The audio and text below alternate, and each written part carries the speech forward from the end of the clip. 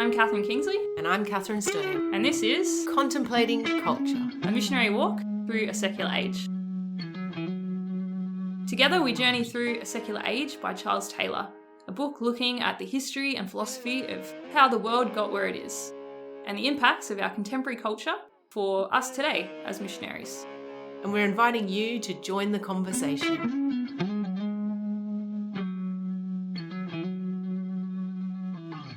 Welcome to Contemplating Culture. Hello, everyone.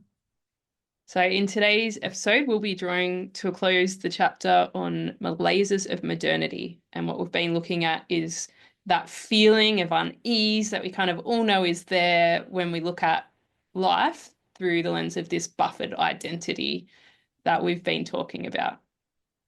So in today's sections in particular, we're looking, I guess, more detail. We're in that wider section of the no effect of what happens when more and more options for unbelief are viable and available. And so we're looking at, well, if you have an issue with this, what kind of outcomes might that mean for your belief? And if you have an issue with this aspect of the buffered identity, what might that mean? So we're exploring more and more of those today. There's three wider sections that we are looking at. So the first one's areas of resonance, which is kind of what we've been talking about in the last few episodes, of that sense of, is that all there is? Like, where is this sitting? The sense of the romantic era's kind of objections to, I guess, Enlightenment thinking of, there's more to me as a person and to us in this world. And then the third response of looking at areas of tragedy where you just hit that point of acceptance of where does death and all of these things fit in. So that's what we're going to kind of break open today. So really, we're going to, in a small way, sort of illustrate the supernova of responses that you might see, feel, experience around you. Yeah. So we might be whizzing through a whole bunch, but it's kind of like just almost walking through that marketplace, right? Of just seeing all the different stalls. There's so many different ways that people object to the buffered identity and try and find something that makes it work for them. So in the, I guess, axes, he calls them axes of resonance. I guess if you remember that little thing from high school where you had all those axes you drew and you travel out in one direction, but they're all moving away from that central point. So in this direction, we're looking at areas of resonance. And the first point here, he says, where for those where deism, this idea of, the God who's just sitting outside of time and watching us happen, that's too tame. And actually, we should take love and goodness more seriously. So he gives some examples. He says in areas of belief, this might have been the abolition of slavery, where some kind of fundamentalists took that quite seriously, or Rousseau, in a non-Christian way, kind of had a higher form of justice that he was demanding of the people. So I was thinking maybe it'd be helpful at this stage to think about, well, who are the people who are more recent to us? Like, what are the examples of that are more recent to us? And I reckon the standout Christian example, she's dead now, but it would be Mother Teresa. That sense of like, what I'm doing is not enough. I'm going to just like step out of the space that I'm in and try and do more, try and give as much as I possibly can to the poorest of the poor. And she's a well-known, still past her time in history, and secular people know who she is because of the witness that she is to that suggestion that, your understanding of benevolence is too tame. But then I was trying to think, well, what's a secular example of that today? And there's plenty of them out there. Celebrities who embrace causes, people who become celebrities because they have causes that are suggesting that, what we've settled for generally in the Western world is not enough. It's not just enough. It's not caring enough. So one that I just did a Google search, one that came up was George Clooney. He's a well-known actor. He's also a well-known philanthropist and humanitarian. He founded the Clooney Foundation for Justice, which advocates for accountability for human rights abuses across the world. So that idea of, our Western idea of justice and our systems of justice aren't enough. It's not enough by itself. We need to do more. Yeah. And kind of very linked to that is the next point in this axis of resonance, which is what he calls like a revulsion, that goodness is just at the level of self-interest. So if we just stay at the level of mutual benefit, like that's not enough. This sense that as humans, we have a capacity for transcendence that should take us beyond what mutual benefit offers. And he says, well, for people of belief, this goes into agape, that really deep love and that love that transforms us. And then he just says, and a whole bunch of other humanist variants appear in the areas of unbelief. Yeah, so we were trying to think of humanist variants. And again, I've got somebody come to mind who's died already, but again, his legacy lives on, and that would be Nelson Mandela. He's an example of someone who really laid down his life for others. And if you read what he writes or what he said, there's this understanding that like there's something more in us as human beings than just self-interest and sympathy. You know, he's quoted as saying things like real leaders must be ready to sacrifice all for the freedom of their people. That's more than self-interest. A fundamental concern for others in our individual and community lives would go a long way in making the world the better place we so passionately dream of. This is somebody who has gone beyond self-interest, who's willing to pour himself out and has a vision for a world where people would pour themselves out for the betterment of the world, not themselves. Yeah, that's a great example. And we could name, hundreds more. There's no shortage of, as you were saying, celebrities using their platforms or getting their platforms for this because it resonates, right? Like it resonates with something in us that, like, yeah, I am more than just um, mutual benefit. There's something more in me. Yeah. And And you see it too in the response of young people to say JP2 at World Youth Days, you are made for more, or Pope Francis, like, get up. You're not made for a comfortable life. You're made for a life of adventure. And there's this sort of instinctive response. Yes. yeah. And then we move to the last of kind of his points in this axis of resonance, which is the part of society that charges the buffered identity with moralism, which is you just living out of a bunch of laws, structures. The immanent order kind of takes religion and makes it a code of life.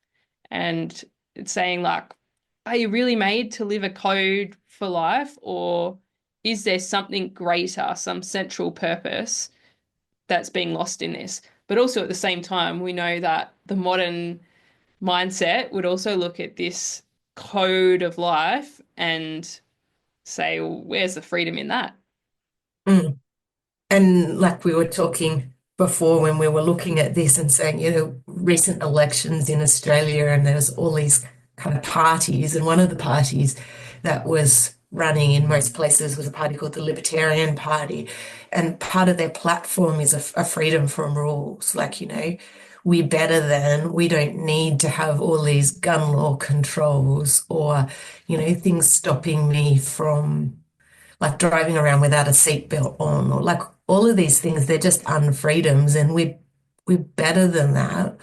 Was Like, that their actual policy about seatbelts?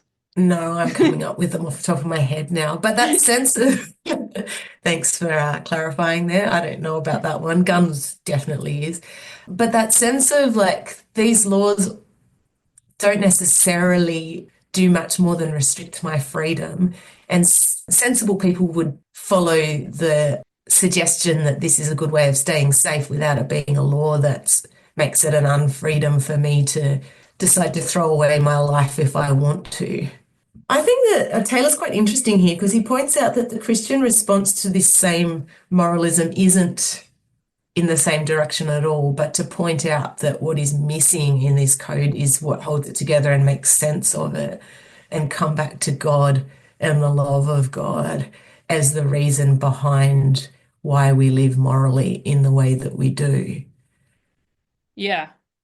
And I would see this particular dissatisfaction as one of the driving forces behind spiritual but not religious, and that movement of I like if the point is connection with God, I can have that without your rules. And I can decide my own moral code based on my relationship with God rather than having that imposed on me. That rejection of religious and institution for having the personal relationship. Yeah. And yet, yeah, I would argue, the freedom that comes in that personal relationship is a freedom to live in the way that God showed us we're made to live. That makes these things not rules, but they just make sense. Yeah.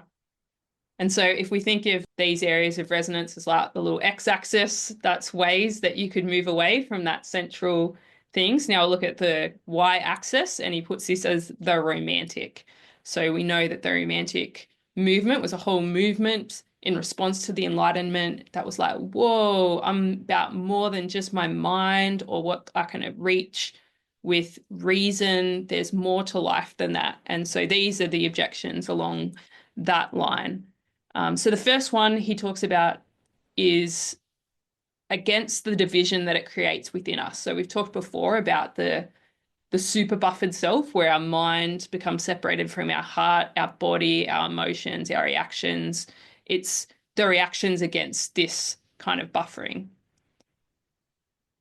And I think we can see this reaction around us without looking too hard. The one that jumps to mind for me as a really clear fruit of it would be the LGBT criticism, or criticism is the wrong word, isn't it? But response to, this is who I am, and I'm living it out, and I should be free to live out who I am internally in that way. But I was thinking gender dysphoria furries are probably a deeper and clearer example of, like, I feel like internally there's something in me that's not expressed externally in my body that I need to be in touch with, and I need to express in the way that I live. And even, I need to change my body to be in tune with that, because what's most important here is living in a harmonious unity. And at the moment, my body is stopping me from that. It's not just your laws, or your morals, but like my physical body is somehow an obstacle to my unity, my harmony as a person. And Taylor says that for when things spin off in the direction of unbelief in this dissatisfaction, that these kind of responses are seen as a source of healing for Mm. what's been lost for that. Some of the accusations in this category are stop alienating us from the fullness of ourselves. There's more to what's true than just reasons of the mind, but I love this phrase, reasons of the heart, and it's trying to bring that back in.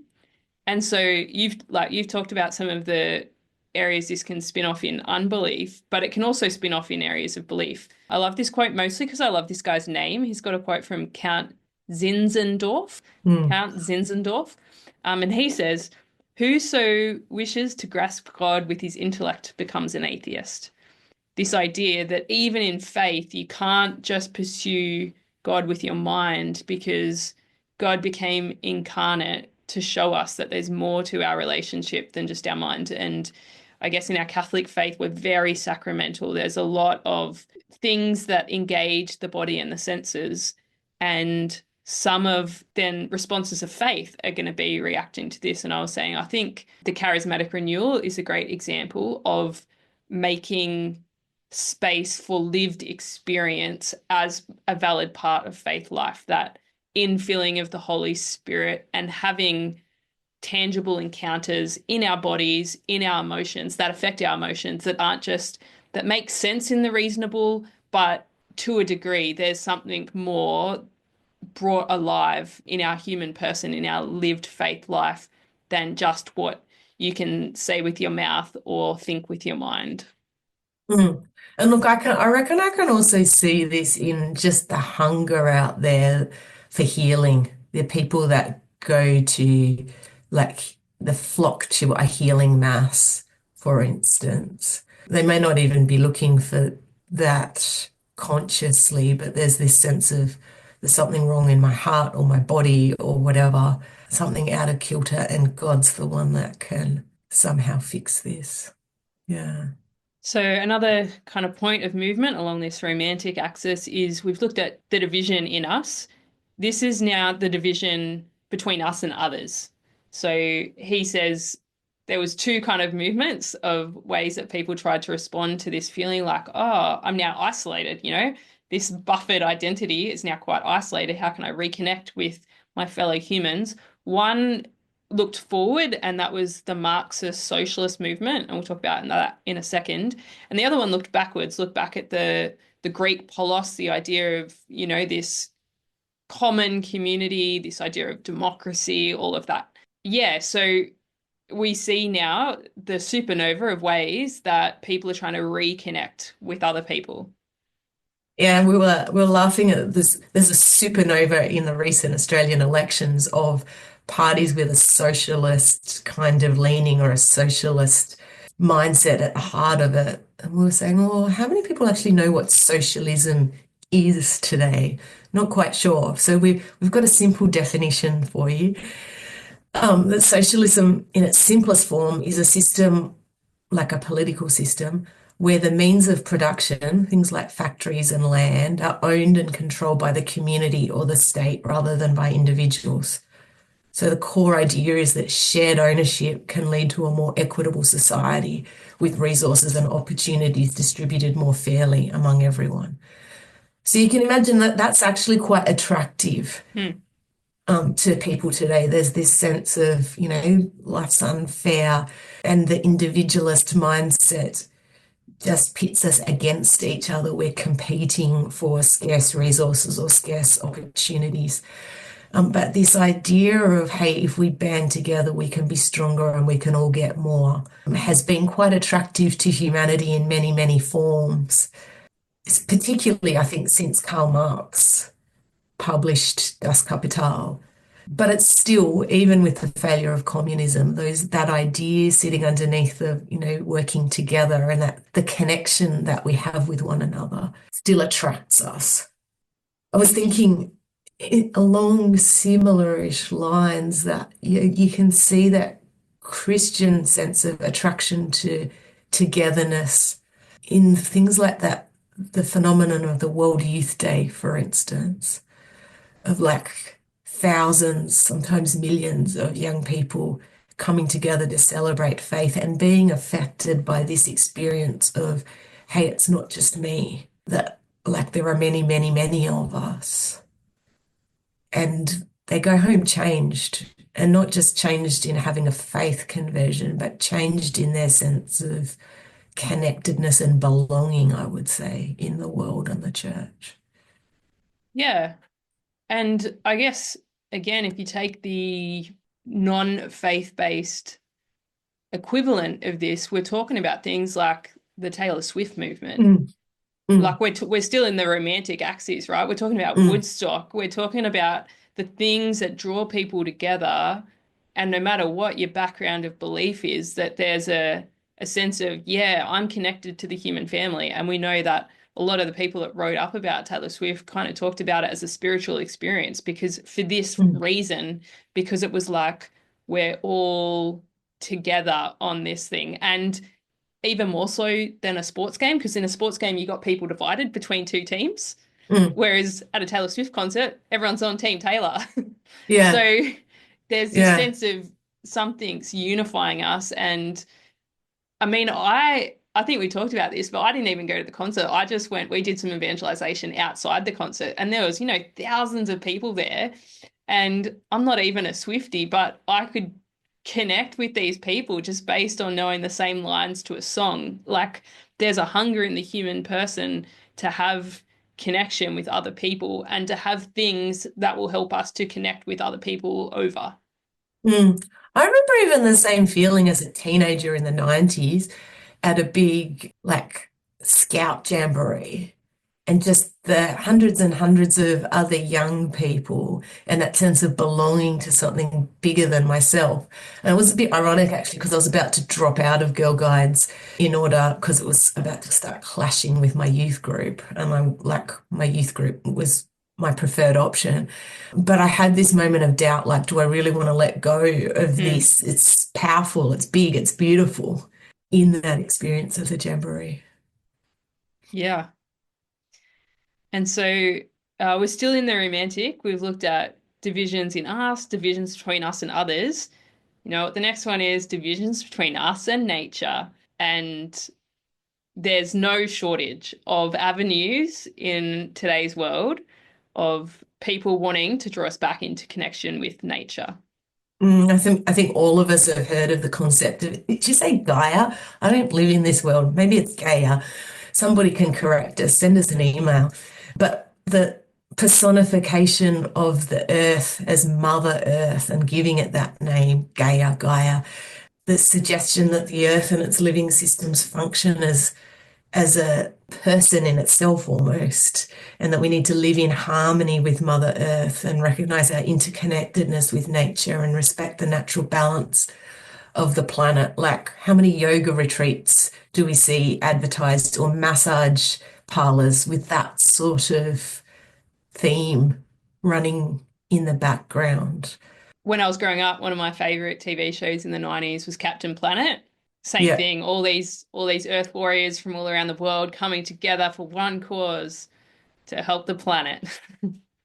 absolutely. As well in the Christian sphere, we know that Pope Francis, one of his encyclicals he put out was Laudato Si, all about the environment and how we engage with that. And it's so funny what Catholic schools are willing to pick up from the Catholic faith, but everyone's on board Laudato Si. It's one thing all Catholics can get behind, it seems.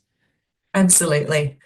And I think, to be fair, we probably live in an age where we're much, much more conscious of the environment and the demands of the environment, which probably leads to his next point, doesn't it? Yeah, it's a slightly separate point, but very connected. So it's not so much the division between us and nature, but he's talking here about the instrumental stance. So where we see nature as a resource and the way that that impacts. And so there's big reactions then to depleting the resource of the nature that we see. And I don't think we have to look very far to see where this is in our daily life, our daily living, that the amount of people who are willing to get up and protest about climate change. If you want to name one person, like that, is it Swedish teenager, Greta Thunberg, who became a celebrity speaker on this subject and speaks passionately for a whole generation, really, of young people who are concerned about, like, how can you keep using the environment like this? How can you keep abusing the world like this? We have no future unless you make serious changes. Yeah. So that's been a nice little adventure along the y-axis, and you can see that there's so many different responses that can happen as soon as you reject one part of the buffered identity. So many different ways that can respond. And now we're looking at a third axis, the kind of that little Z axis, and this is looking at tragedy. Can I just say before we go into tragedy that my poor little brain that didn't do maths beyond high school is struggling a bit with a Z axis. Although I have just realized that if you go into 3D, it's not as impossible as I was thinking when I was trying to think in 2D. But if there's other people struggling, I just want to express my solidarity with you. I'm not an engineer. Yeah, Um, it's that's it. It's the one that takes you into the 3D.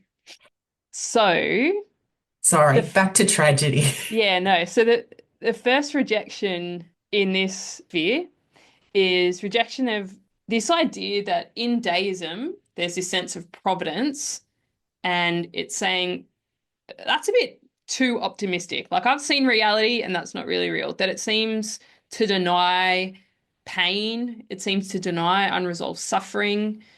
And particularly, we're looking here at the Christianity that exists with the buffered identity. And we're talking about the Christianity that doesn't quite know what to do with suffering.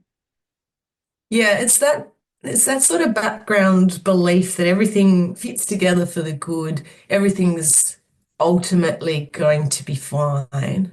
Maybe there are people's lives who are never rocked by suffering, but most of us, I think, hit a point where we're like, well, actually, I've received a terminal diagnosis for cancer, and my landlord has just given me 60 days to get out of my house. And like, how is a good God who set everything up for good really behind all, like, it doesn't compute.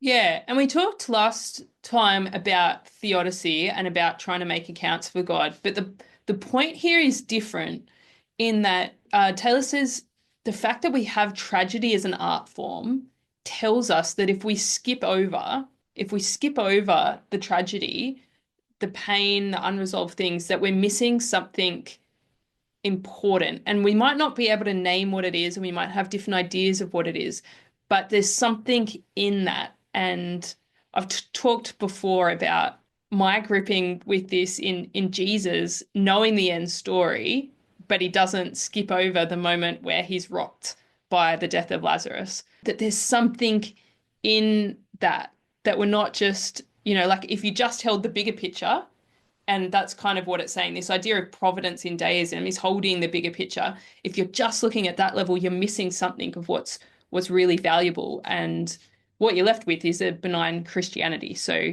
there's some different ways that people might respond to this. One would just be unbelief, that I can't hold this idea of Christianity, just isn't real for me. Or you might have the what he calls the hyper Augustinian.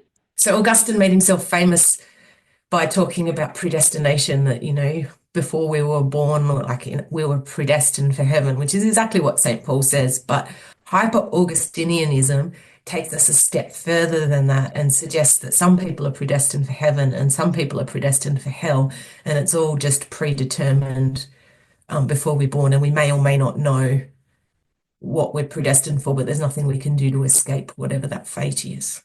And then there's a third reaction, which is again in the lines of faith. And Taylor says this leads to a recovery of the mystery of the crucifixion, of world healing through the suffering of the God man.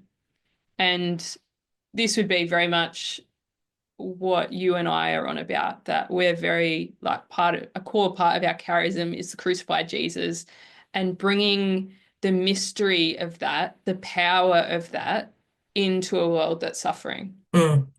And obviously that's, I think, one of the landmarks of the papacy of, say, John Paul II, and that papal cross that he would walk behind. I think, like, I'm used to processional crosses for bishops and they're ornate, and yeah, there's a crucifix in there, but there's a lot of floralness around the edge. But there's something about that one which was quite stark, and you could see the agony of Jesus. And I think it spoke of something of like him stepping into and facing the suffering of the world and bringing the cross into the center of that in his wide travels.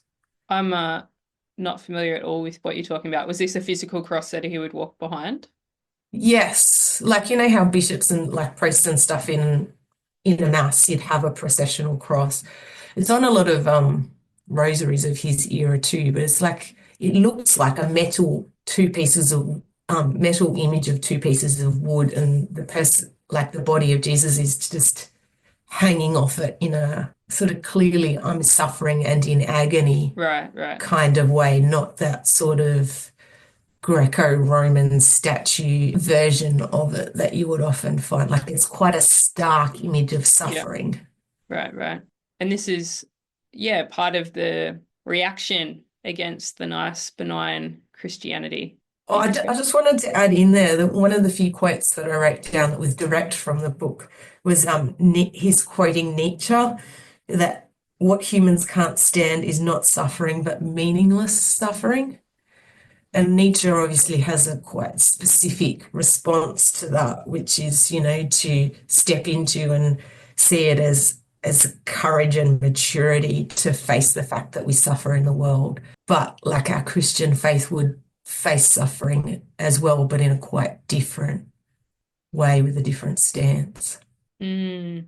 So another movement along this axis of tragedy is to look at the buffered identity, and I guess there's a very egalitarian movement in this, and it's a rejection of that leveling down, particularly in the realm of virtue and heroism. Like we've talked before about removing anything that's too enthusiastic, that makes you stand out, anything like that. And so in a Christian response, it would be a return to asceticism, self-gift. In the non-Christian response, it would be anti-egalitarianism or something in the movement of will to power, the rise of heroism, all of that kind of stuff.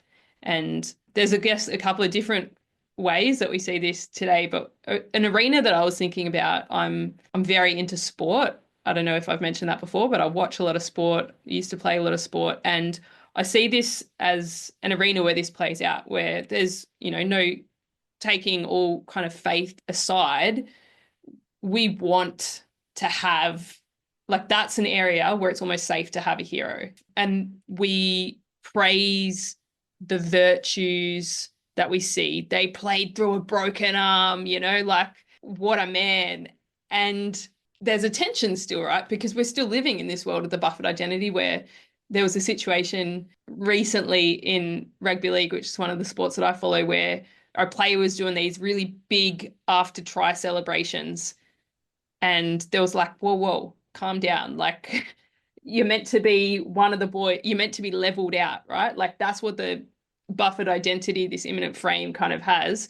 And so there's this tension between, like, oh, is it okay to be flamboyant, to be big, to have a will for power in this arena that we've created? And so even in this arena where we're allowed to have heroes, we also are like, but not too much, like it's a strange kind of thing. But I'm sure there's many other areas where we see it. You were talking before about the whole move of the Marvel universe, right? Of trying to create a space where, yeah, heroes are okay. It's okay to have virtue and to do the big, bold thing. Yeah, and then I was thinking, well, the Christian equivalent is obviously the saints. And I was thinking, but even amongst the saints, even in a world where, like, we're not leveled out, we're all aiming for the biggest thing. I was thinking, the story of Teresa of Lisieux, and she wants to be a great saint, and someone challenges, well, that's not a very humble ambition. And her response is, well, I don't think God would plant such desires in me unless he planned to make them real. So, like, she held on to that desire to be a great saint, and then the church canonized her. Now she's a doctor of the church. So Mm. she is a great saint, but there's a sense in which it's a recognition that her desires, like, the church is saying, yes, this is what we want people to have, like, great desires for God. To desire to be a great saint is to desire to respond to God in a way that is extraordinary. We want people to be doing that. So another area of rejection, I guess, of the buffered identity is in the notion of happiness, saying that the happiness found in that immanent frame of the buffered identity, it's too flat, it's too shallow, it's too demeaning.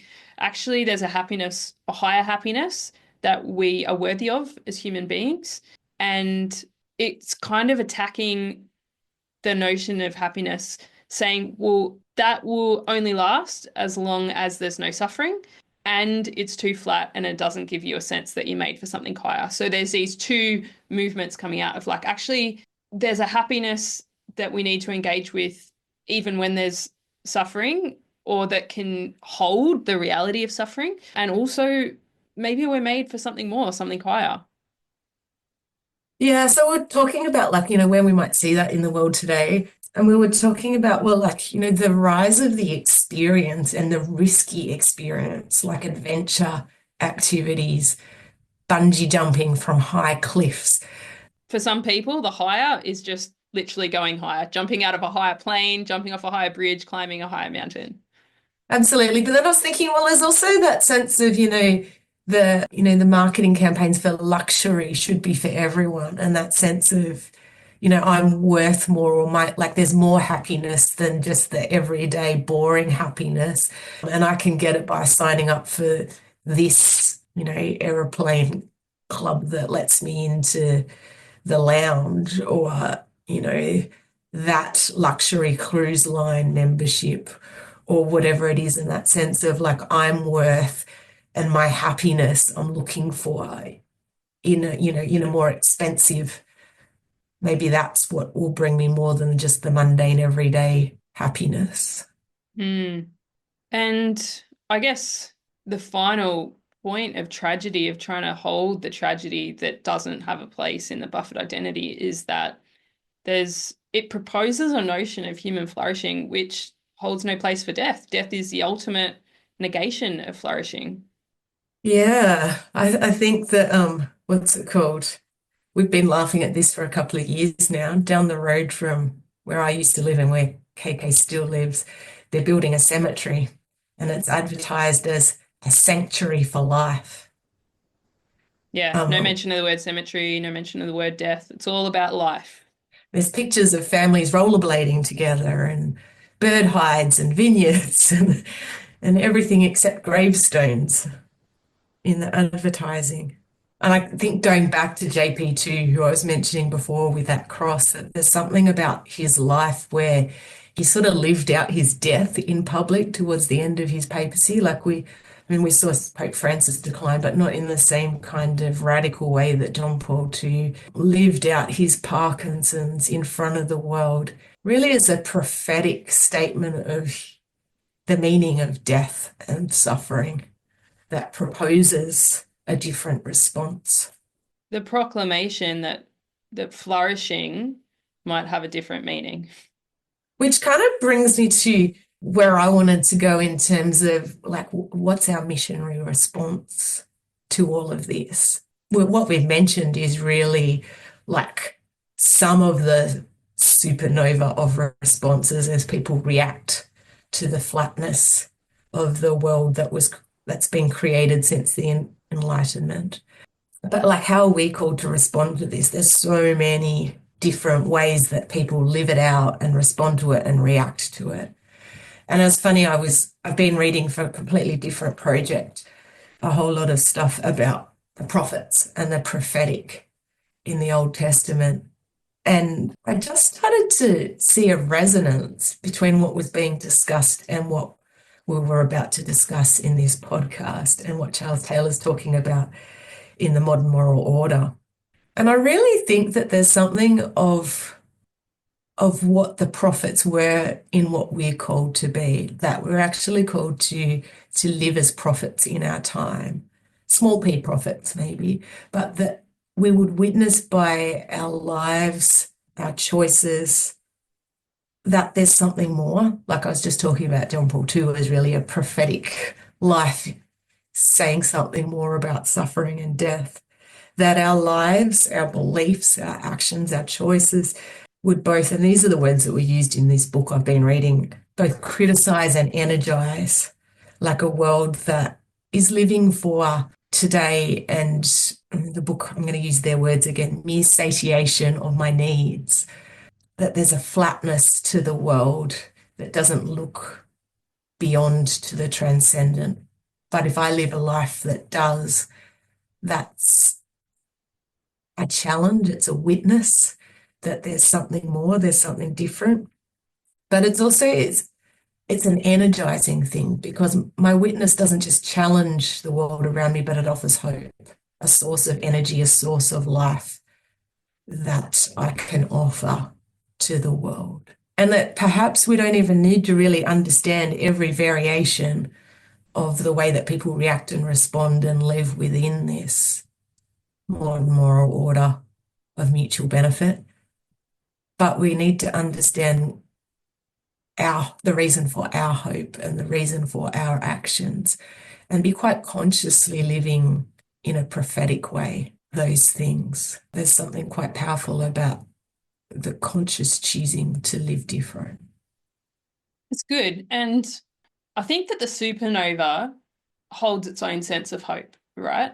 Because while we could be sad that the sense that we're all one and living the one faith in, the magical Christendom that I'm not sure ever really existed anyway, that there's so much variance now, but the sense of feeling trapped in the buffered identity, even though we feel like we're trapped, there's actually so many ways that people are finding relief from that. And it opens up for us the continual possibility that there is more, and that there is avenues where the gospel can meet into people's lives. And it's actually an incredible space to be an evangelist, because there's so many different ways that, yeah, we can help people connect with the higher truth that this world's not offering them.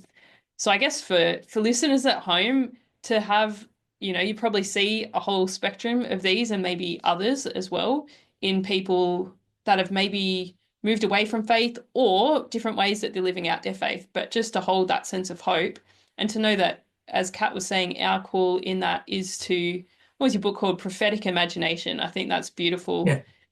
to have an imagination that allows other people to have an imagination. Like, that's really the call of the prophet, to hold something in your mind so strongly and to live it so really that other people can begin to hope.